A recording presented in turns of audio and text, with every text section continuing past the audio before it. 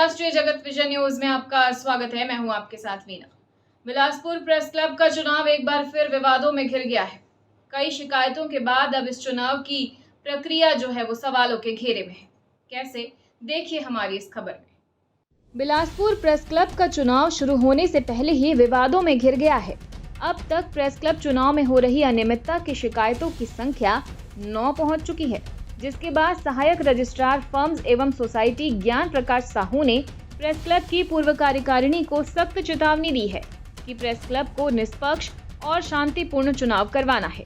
चुनाव में कोई भी अनियमितता बर्दाश्त नहीं की जाएगी। उन्होंने 15 सितंबर 2025 को जारी आदेश में नियमावली की धारा 12 और अधिनियम की धारा 27 का हवाला देते हुए चेतावनी दी है कि शिकायतों का निराकरण किए बिना चुनाव आगे नहीं बढ़ सकता। सहायक पंजीयक ने प्रेस क्लब अध्यक्ष इरशाद अली को नोटिस जारी कर शिकायतकर्ताओं को जवाब पेश करने और नियमानुसार चुनाव संपन्न करवाने की चेतावनी दी है। नहीं करने पर प्रेस क्लब चुनाव रोका जा सकता है। बता दें कि नेशनल जगत विजन इस मामले को लेकर शुरू से ही समाचार प्रकाशित करते हुए मामले को उजागर कर रहा था, जिस पर पंजीयन विभाग ने संज्ञान लेकर प्रेस क्लब को नोटिस जारी किया है। जानकारी के अनुसार वार्षिक सूची 2023 की कुल सदस्यों की प्रति और शिकायत आवेदन पत्रों को निर्वाचन अधिकारी को सौंप दिया गया है। मामले में खास बात यह है कि इन शिकायतों में मणिशंकर पांडे और अजीत मिश्रा की शिकायत मुख्य है। अजीत मिश्रा का आरोप है कि सदस्य सूची में गड़बड़ी की गई है और बिना दावा आपत्ति के ही नई सदस्यता कराई गई है, जिससे प्रेस क्लब चुनाव की निष्पक्षता खतरे में है। वहीं मणिशंकर पांडे ने भी निर्वाचन प्रक्रिया को लेकर गंभीर सवाल खड़े किए हैं।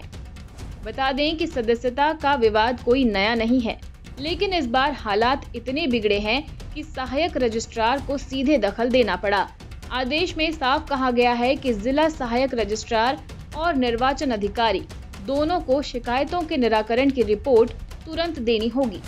बता दें कि प्रेस क्लब बिलासपुर का चुनाव हमेशा से विवादों में ही घिरा रहा है। पिछले चुनाव में भी सदस्य सूची को लेकर हंगामा हुआ था।